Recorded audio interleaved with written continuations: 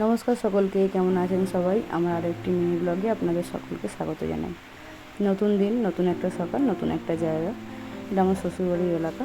তো তাদের সেখানে সকালবেলা একটু বসেছিলাম। আর এই যে রান্না করতে এসেছি, আজকে ইলিশ মাছ হবে, আর এটাকে বলা হয় তুল মাছ। ইলিশ মাছটা দুদিন আগে আনা হয়েছিল আর আমার শ্বশুরমশাই কেটেছিল, তাই ইলিশ মাছটা একটু প্যাকাতারা কাটা হয়েছে। যাই হোক, খেতে ভালো হলেই হবে। তো ইলিশ মাছটা দিয়ে করবো সর্ষে ইলিশ, আর তুল মাছটা করবো ঝাল। এখন নুন হলুদ মাখিয়ে নিয়েছি। হ্যাঁ, অনেকগুলো মাছই রান্না করছি, একসাথে করে নেব। এই যে রান্না হয়ে গেছে, সর্ষে ইলিশটা এখানে রয়েছে। এত ইলিশ মাছটা তেল বেরিয়েছে যে তেল ভাসছে। এখানে তুল মাছের ঝালটা, এখানে ভাজা রেখেছি একটা।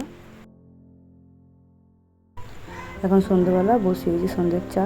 আমার সাথে আমার মা আছে, তার জন্য আমি একটু চা খাবো, সবাই মিলেই খাবো। আর রাতে রান্না হবে পনির দিয়ে একটু ফুলকপি। এই গরমে ফুলকপিটা শুধু শুধু ভালো লাগবে না, তাই একটু পনির দিয়ে বানাবো, তাই জোরজারি চলছে।